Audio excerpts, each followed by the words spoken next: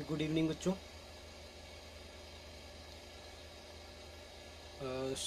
जो बच्चे जुड़ रहे हैं वो एक बार कमेंट ज़रूर कर दें कि आवाज़ क्लियर है या नहीं है। और 9 बजे की आज की क्लास थी और अभी कुछ मिनट बाकी भी हैं।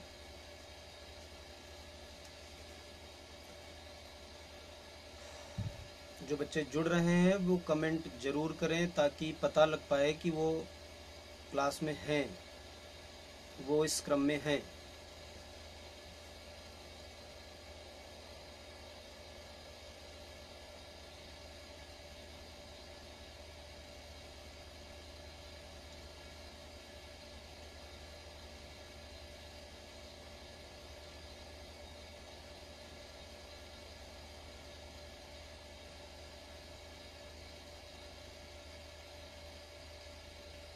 कि जो भी जुड़ रहे हैं वो अपने नाम ज़रूर लिखते जाएं ताकि मुझे पता लग पाए कि आज कौन कौन है क्लास पे। ऋतिक कभी आए या नहीं आए, पहले से समय आपको पता था तो आपको आना चाहिए था ना।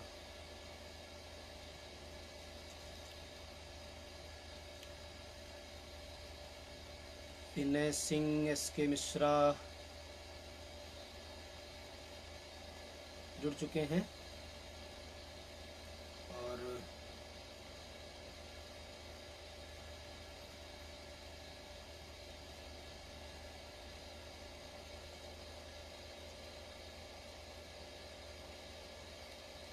नेहा,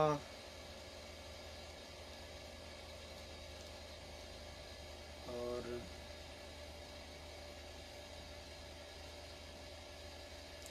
चलिए मेरा टाइम हो चुका है, मैं शुरू कर रहा हूँ। तो कल का जो टॉपिक था उसमें जो राइटर थे, जो ऑथर थे विलियम शेक्सपियर, उनके विषय में बातें चली। कोई कमेंट करके बताएगा वॉइस क्लियर है या नहीं है।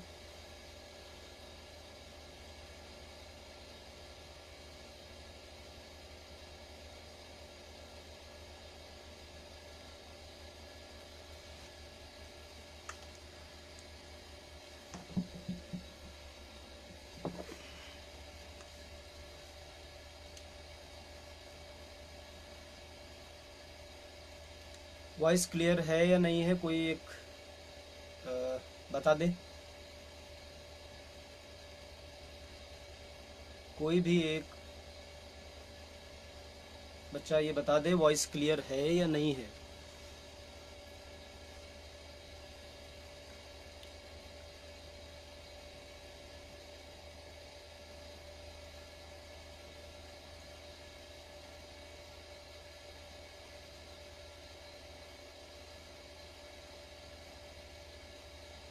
ओके, तो आज का वॉइस क्लियर है, कोई ये बता दे एक बार।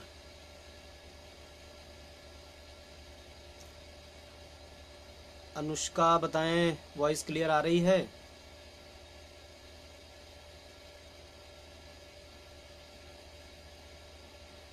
ओके ठीक, चलें शुरू करते हैं।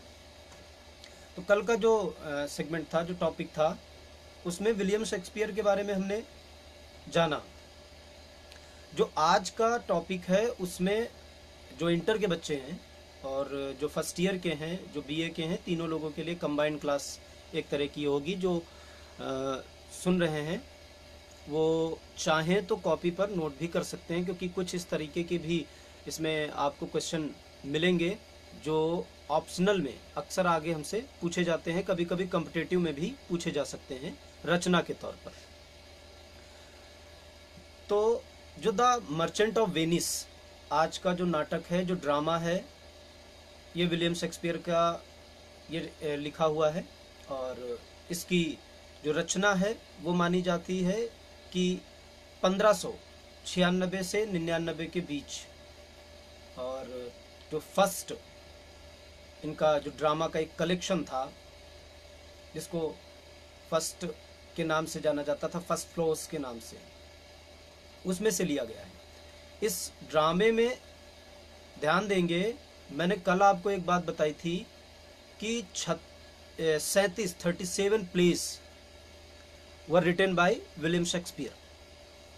लेकिन ये जो एक ग्रुप मैंने आपको बताया है, ये सभी बच्चे विशेष ध्यान देंगे। अभी ऋतिक नहीं जुड़ पा रहे हैं और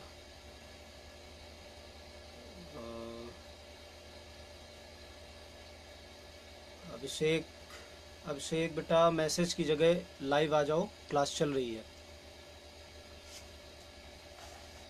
ध्यान दें।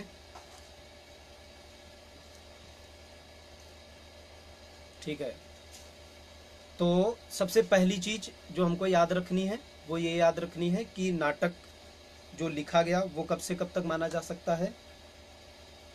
96 से 99 के बीच। 1596 से 1599 के बीच में ऐसा माना जाता है कि इस नाटक की रचना की गई थी।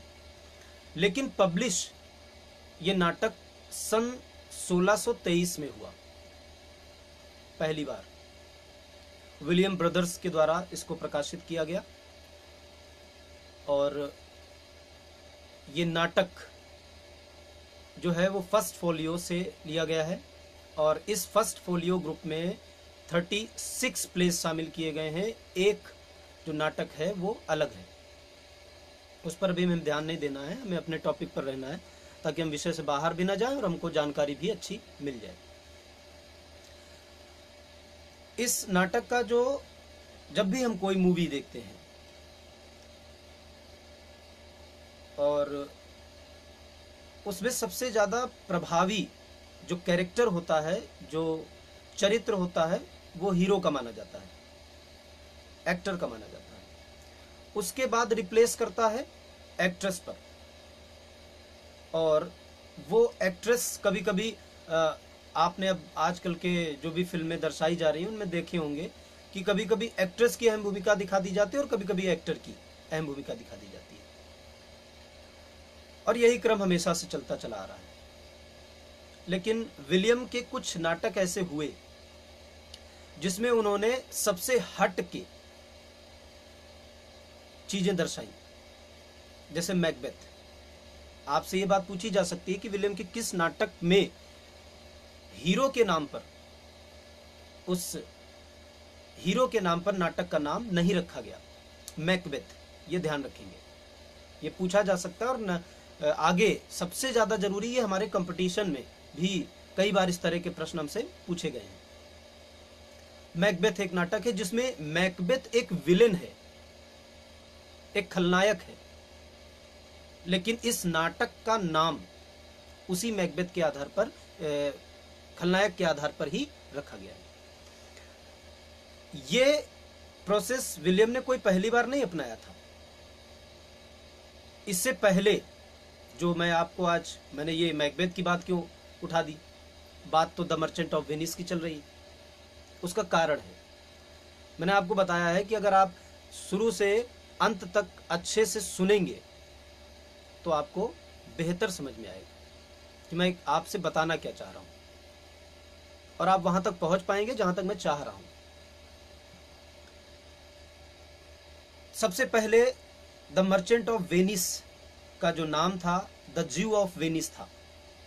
बहुत ध्यान से सुने, मर्चेंट ऑफ वेनिस का जो नाम, वास्तविक नाम, सबसे पहला जो नाम रखा गया वो द ज्यू ऑफ वेनिस रखा गया था। लेकिन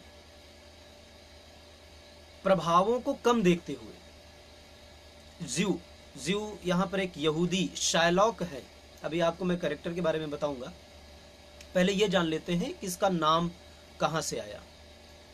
the merchant of Venice, merchant माने व्यापारी, ऑफ वेनिस माने वेनिस एक शहर है इटली का। और वेनिस को ही क्यों उठाया, यह भी समझने वाली बात है। ये जो नाटक की रचना मैंने आपको बताई सन 1596 से 99, ये जिन बच्चों ने हिस्ट्री पढ़ी होगी वो सोच पा रहे होंगे कि सन 1498 से यूरोपीय शक्तियों का वितरण अन्य देशों में होने लगा बड़े पैमाने पर, क्योंकि सन 1493 में नाव का आविष्कार हुआ। और ये जो दौर था पुनर्जागरण का था, रिनासा का था। और इस समय में जिन बच्चों ने हिस्ट्री पढ़ी होगी वो जान रहे होंगे वेनिस एक प्रमुख केंद्र था व्यापार का। जब भी व्यापार की, बड़े व्यापार की बात आती थी तो वेनिस शहर की ही बात सबसे पहले रखी जाती थी। और जो लेखक हैं उन्होंने अपने देश की कहानी नहीं ली, वेनिस शहर की क्यों ली? क्योंकि ये वास्तव में ये विलियम शेक्सपियर खुद वेनिस शहर के एक लेखक से प्रभावित हुए और वहीं की कहानी को लेकर के उन्होंने अपनी कहानी द मर्चेंट ऑफ वेनिस, जिसका पूर्व नाम द ज्यू ऑफ वेनिस था, को लिखा। किसी को कोई समस्या अगर लग रही है तो आप पूछ सकते हैं। उसमें ये मत सोचिएगा कि ये एक कथा चल रही हो सत्यनारायण की। आप पूछ सकते हैं, ठीक है। सबसे पहली बात ये ध्यान रखनी है कि इसकी रचना 1596 से 1599 के बीच, पब्लिश कब हुई? सन 1623 में पहली बार। किस ग्रुप से है? फर्स्ट फॉलियो ग्रुप से ली गई है।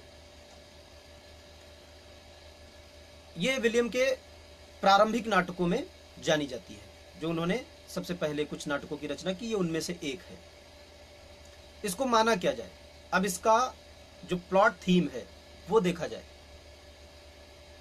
ये किस विषय पर अधिकांश हमको घुमा के ले जा रही है, ये जानना चाहेंगे। ट्रेजेडी है। इसको पढ़ने के बाद हमारे मन में दुख का भाव उत्पन्न होता है। मैंने आपको, जो बच्चे ट्रेजेडी और कॉमेडी की परिभाषा मुझसे पढ़े हुए होंगे वो जानते होंगे कि कॉमेडी का मतलब ये नहीं होता कि केवल हंसना। सुखांत, कॉमेडी का मतलब है सुखांत। ऐसे नाटक, ऐसे ड्रामा जिनका अंत सुखद है, वो कॉमेडी के अंतर्गत रखे जाते हैं लिटरेचर पोर्शन में। आप पर्दे पर क्या देखते हैं वो मैं नहीं बता सकता। और जिन नाटकों का अंत, जिन ड्रामास का अंत दुखद होता है वो ट्रेजेडी में माने जाते हैं। सपोज कीजिए आपने कुछ इस तरह की मूवी देखी होंगी कि एक हीरो है, वो जीवन पर्यंत किसी चीज के लिए मेहनत कर रहा है, बड़ी मेहनत कर रहा है, कई परिस्थितियों से उसे गुजरना पड़ा, कई स्टेजेस पार करनी पड़ी, और एक दिन वो चीज उसको मिल गई। वो उस चीज के पास गया, उसको उठाया, देखा, तब तक एक कहानी में ट्विस्ट आ गया, किसी ने उसको गोली मार दी। ये ट्रेजेडी है। इसको ट्रेजेडी ही बोला जाएगा, भले आपको पहले से जो है लास्ट तक वो कितने भी कॉमिक सीन पर लेकर के आए हों, उनको हम ट्रेजेडी में ही मानेंगे, क्योंकि जो अंत है वो हमारा दुखद है। इसको ट्रेजेडी ही कहा जाएगा। कॉमेडी क्या है? जीवन पर्यंत वो मेहनत करता रहा, उसका भाई खो गया, उसका परिवार खो गया, रिश्ते नातेदारों ने उसको भगा दिया। इस तरह की कहानियां आप अक्सर देखते हैं या सुनते भी हैं। और एक दिन वो आया कि जब उसे वो चीज मिली तो सारे रिश्तेदार भी आ गए, सब लोग आ गए और सबने एक फैमिली फोटो साथ में खिंचवा ली। ये कॉमिक है, इसको कॉमिक कहा जाएगा, कॉमेडी बोला जाएगा। लेकिन ये जो नाटक है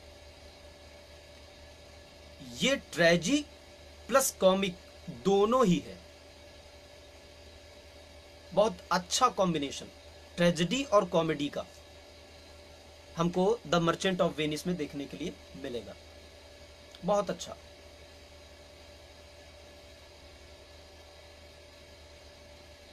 कहानी की तरफ पात्रों को एक बार देखते हैं। इसके मुख्य हीरो एंटोनियो है। बहुत ध्यान से सुनेंगे, पात्र की बात चल रही है तो इसलिए बड़े ध्यान से सुनेंगे। इस कहानी के प्रमुख पात्र एंटोनियो हैं। एंटोनियो के मित्र, एंटोनियो के मित्र, फिर से आप सुने, कहानी के प्रमुख पात्र यानी कि हीरो एंटोनियो हैं। इन्हीं के नाम पर इस नाटक का नाम द मर्चेंट ऑफ वेनिस रखा गया है। यही वेनिस के व्यापारी हैं और इन्हीं की कहानी यहां पर दर्शाई जाएगी।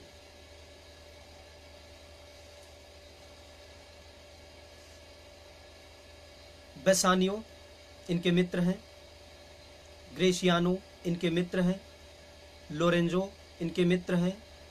बहुत ध्यान से समझिए, ग्रेशियानो, लोरेंजो, बेसानियो, सेलरिनो और सेलानियो, 5 मित्र इसमें प्रमुख रूप से इनके दिखाए जाएंगे। और भी मित्र हैं। सबसे ज्यादा 3 मित्रों के नाम हमको याद रखने पड़ेंगे। पहला लोरेंजो, ग्रेशियानो और बेसानियो। इन 3 का नाम इसमें बार बार आएगा, इसलिए याद रखेंगे। एंटोनियो प्रमुख पात्र हैं। एंटोनियो के प्रमुख 3 मित्र हैं, बेसानियो, लोरेंजो और ग्रेशियानो। जिनमें से सबसे प्रमुख अगर हम सोचें तो हमको बेसानियो मिलेंगे।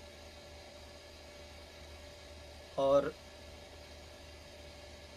अब विलेन पक्ष देखा जाए। ये तो हीरो का पक्ष हो गया। एक बार हम खलनायक पक्ष देख लेते हैं। तो खलनायक पक्ष में यहां सबसे प्रमुख रूप से खलनायक होंगे शायलॉक। क्या नाम मैंने बताया आपको? शायलॉक। और शायलॉक के मित्र जो हैं ट्यूबल, वो भी खलनायक है। आपने ऐसा कहानियों में देखा होगा कि कोई व्यक्ति इतना बुरा नहीं होता, कोई भी व्यक्ति जन्म से इतना बुरा नहीं होता जितना कि उसको जब उसके साथ रहने वाले लोग भरते हैं कि नहीं आप ऐसा करो, ऐसा करो, तब वो बुरा बनता है। शायलॉक के साथ ऐसा ही हुआ। शायलॉक कूटनीति और षड्यंत्र का शिकार हो गया। और किसकी? अपने ही मित्र ट्यूबल की। और इस नाटक में उसका पात्र एक विलेन की तरह आ गया। अब वो एक खलनायक के रूप में आएगा। ये आपने समझा। हीरो पक्ष देख लिया, विलेन पक्ष देख लिया। अब हम इसके फीमेल कैंडिडेट्स देखेंगे। सबसे पहले हीरो की बात हुई तो हीरो के साथ में हीरोइन कौन सी आएगी वो भी देखना है, जरूरी है। पोर्शिया। इसमें जो एंटोनियो हीरो है और पोर्शिया हीरोइन है। बात को समझते जाइए, मैं अभी क्वेश्चन एक पुटअप करूंगा। हीरोइन इसमें पोर्शिया है। पोर्शिया की सहेली नेरिसा है। 2 लोग हो गए, एक पोर्शिया, उनकी सहेली नेरिसा। Is that clear? इसमें अभी किसी को कोई डाउट हो, कुछ समझ में कम आ रहा हो तो पूछ सकते हैं। कोई पूछना चाहेगा? ऋतिक और जो भी लोग जुड़े हुए हैं, क्या कोई क्वेश्चन करना चाहेंगे? चलिए, कोई बात नहीं। ये 2 लोग हो गए। और अब जो पक्ष आएगा वो है जेसिका, एक नई फीमेल जो इसमें जुड़ी हुई है। जेसिका। जेसिका का परिचय यह है कि यह शायलॉक की पुत्री है, लड़की है। तो 3 फीमेल कैंडिडेट प्रमुख रूप से हमारे सामने आए। पहला पोर्शिया, उसकी सहेली नेरिशा, और जेसिका जो कि अलग है, वो विपक्ष की तरफ से है, लेकिन उसका यहाँ पर रोल आएगा।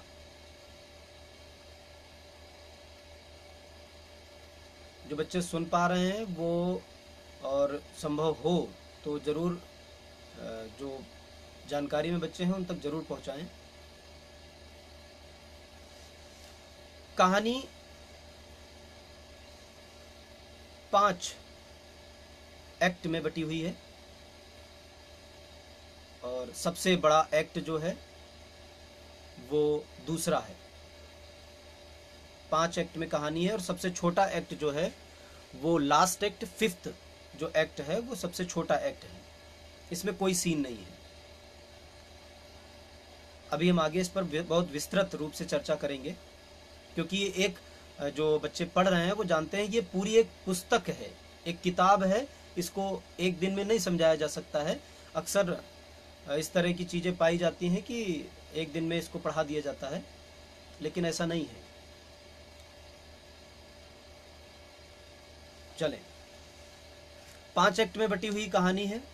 पहले एक्ट की जो शुरुआत है वो हीरो से होती है। जैसा कि आपने देखा होगा अन्य फिल्मों में, सबसे पहले हीरो की एंट्री होती है। अब वो चाहे जैसे भी हो, हीरो की एंट्री है। कोई विलेन पर्स छीन के जा रहा है और हीरो आ गया और उसने बचा लिया, और फिर वो पलटा, फिर 3 बार इधर से रोलिंग, 3 बार उधर से रोलिंग, 3 बार नीचे से रोलिंग, 3 बार ऊपर से रोलिंग, और उसका फेस क्लियर हो गया कि यही हीरो है। देखिए, आप प्लॉट समझने की कोशिश करेंगे तो आप समझ पाएंगे कि विलियम ने आज 1596 और आज 2020 के बीच का गैप कितनी आसानी से खत्म किया, कोई कल्पना भी नहीं कर सकता है।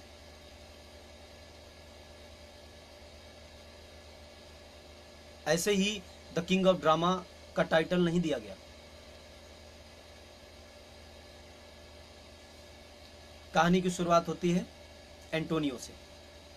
एंटोनियो एक उदास जगह पर खड़े हुए हैं, और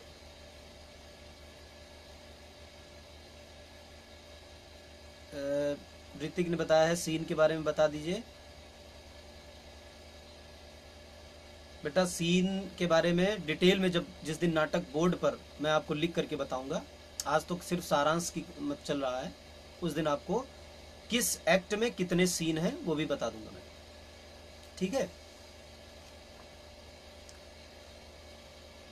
कहानी की शुरुआत हो जाती है और वहीं से सारे परिचय होते हैं। एंटोनियो के साथ में सेलरिनो और सेलानियो और ग्रेशियानो, 3 लोग खड़े हुए हैं। एंटोनियो उदास है, वो उससे पूछते हैं कि तुम्हारी उदासी का कारण क्या है। जैसा कि हम लोग आम मित्रों में पूछ लेते हैं कि भाई क्या बात है, क्यों उदास हो, तो आम जवाब भी हमको एक मिलता है, क्या बात है भाई, कहाँ ख्यालों में खोए हो, किसके ख्यालों में खोए हो, इस तरह के जवाब। ऐसा ही जवाब, ऐसा ही प्रश्न ग्रेशियानो ने एंटोनियो से पूछा। सेलानियो ने कहा कि क्या तुम्हें किसी वेनिस शहर की स्त्री से प्रेम है। एंटोनियो ने मना कर दिया कि नहीं, ऐसा कुछ भी नहीं। बात को गौर करें, एंटोनियो ने मना कर दिया, और मैंने अभी आपको बताया कि एंटोनियो के साथ जोड़ी बननी चाहिए पोर्शिया की। तो अब एंटोनियो ने जब मना ही कर दिया है तो हीरोइन कैसे जाएगी, नहीं जा सकती। यहीं पर विलियम ने एक ट्विस्ट किया और बीच में एक लिंक एंटोनियो पोर्शिया को आपस में मिलाने के लिए बीच में एक लिंक बेसानियों को डाल दिया। मिलाने का मतलब यहां शादी कराने से नहीं है, परिचय कराने से, कि ये हीरो है और ये हीरोइन है, दोनों का कोई कनेक्शन नहीं है, तो फिर कहानी कहां से बनेगी? तो कहानी बनेगी जब दोनों के बीच में इनका भी प्रिय और इनका भी प्रिय बेसानियों के ऊपर कोई समस्या आएगी, तो ये भी लड़ेंगे और ये भी लड़ेंगी और वहां से कहानी शुरू होगी। या फिर जब आप जान रहे हैं कि तीन चीजें आपस में लिंक किए हुई हैं, तो हम एक चीज पर हैं तो हम आराम से तीनों पर जा सकते हैं। यही था कि या तो पोर्शिया के ऊपर कोई आफत आने वाली है तो हीरो बोलेगा जरूर। क्यों बोलेगा? क्योंकि उसके मित्र की पत्नी है, उसके मित्र की खुशी का सवाल है। या तो बेसानियों के ऊपर कोई आफत आने वाली है तो हीरो जरूर बोलेगा क्योंकि उसका मित्र है,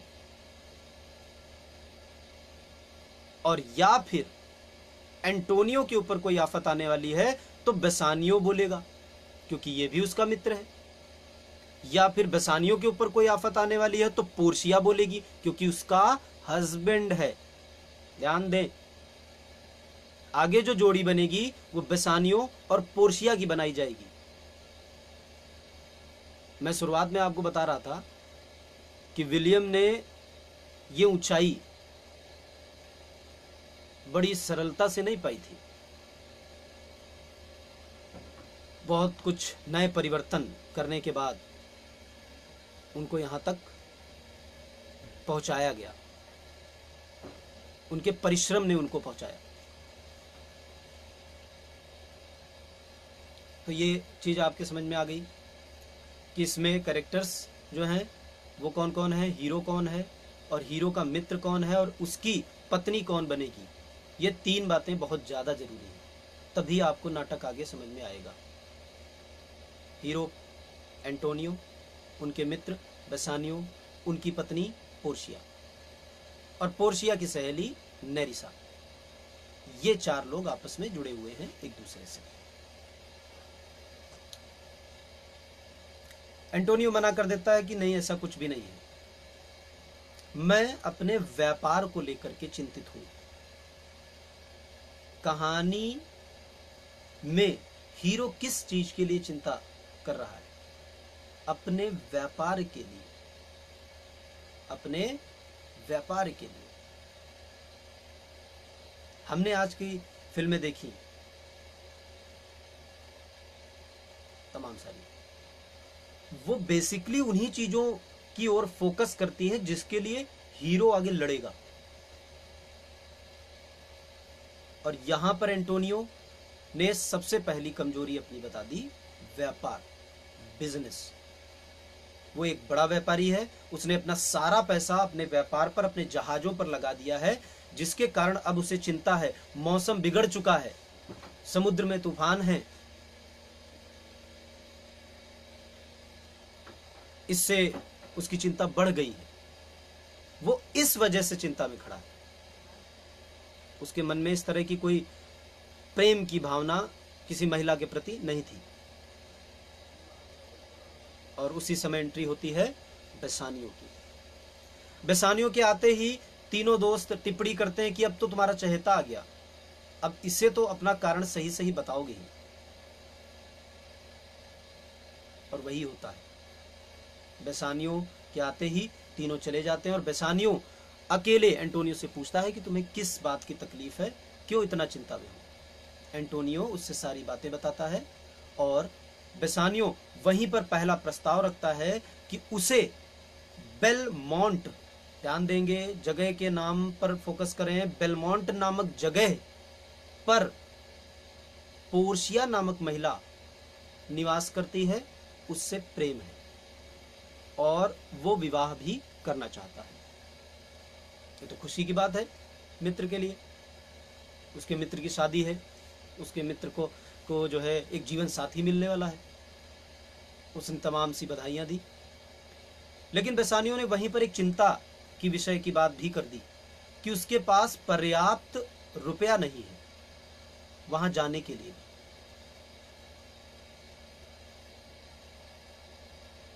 इस पर एंटोनियो की चिंता हुई और एंटोनियो ने बेसानियो से कहा कि मित्र, मैंने सदा तुम्हारी मदद की है, लेकिन आज मैं तुम्हारी मदद करने में असमर्थ हूं।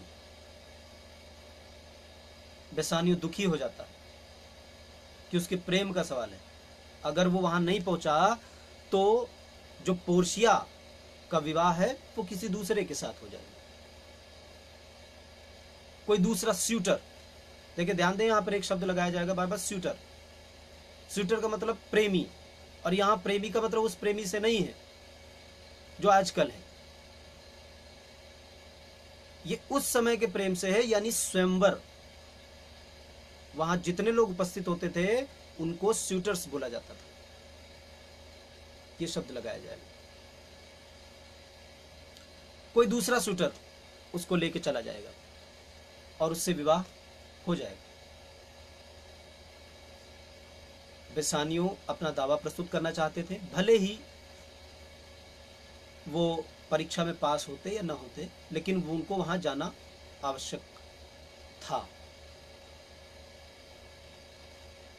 एंटोनियो से वार्तालाप करने के बाद में बेसानियो को ये निश्चित हो जाता है कि आज मदद नहीं हो पाएगी, क्योंकि उसका मित्र वास्तव में मजबूर है।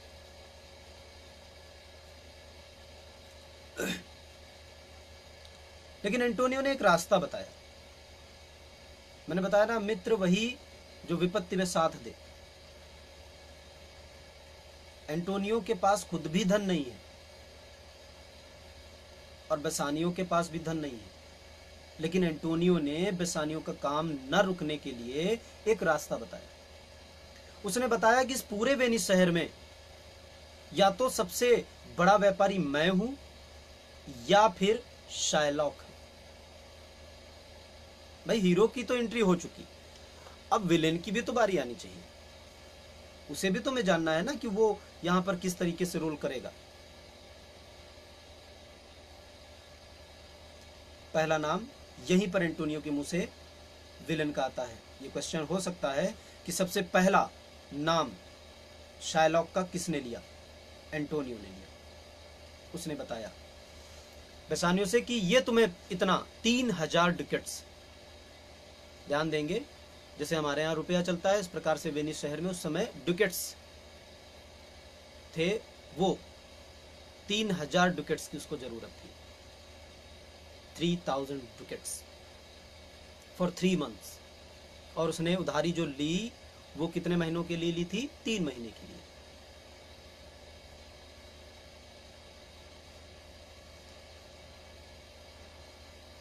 बेसानियो शायलॉक के पास जाते हैं, उससे प्रस्ताव रखते हैं।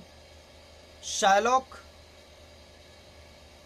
जो धर्म से यहूदी है, ज्यू है, और बेसानियो जो धर्म से क्रिश्चियन है। बात को गौर करेंगे, ये वो समय था जब धार्मिक मतभेद बहुत सारे हुआ करते थे, और ये मतभेद भी सबसे बड़ा था कि यहूदियों और ईसाइयों में कभी बनती नहीं।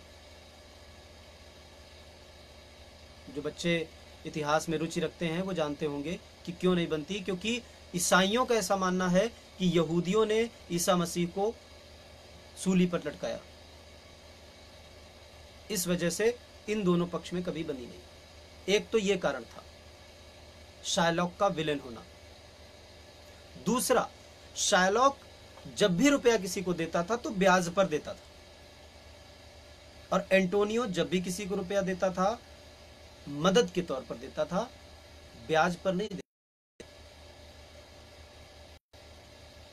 इस क्रम से शायलॉक का बिजनेस डाउन हो गया था एंटोनियो के कारण, और शायलॉक एंटोनियो से घृणा करता था। को वो कहां से चाहेगा?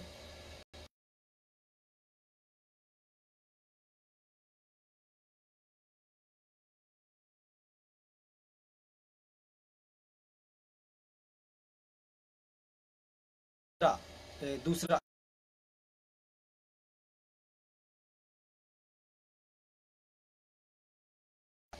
तो जो शेष कहानी है वो कल 9 बजे या 3 बजे, आप 2 समय फिक्स कर लीजिए, आपको उसी समय पर आना है हर हाल में।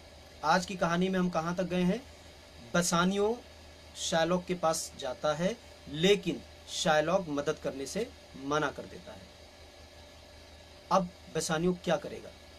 वो पोर्शिया के पास कैसे जाएगा? पोर्शिया से उसका विवाह कैसे होगा? कहानी आगे कैसे बढ़ेगी? इस चीज के लिए आपको कल उपस्थित होना पड़ेगा। और जो कुछ इस तरह के लोग, जैसे कि हमारे यहाँ ग्राम प्रधान जी भी आए हैं, धन्यवाद आपका कि आप क्लास देख रहे हैं, और कुछ बड़े स्तर के लोग भी जुड़े हुए हैं।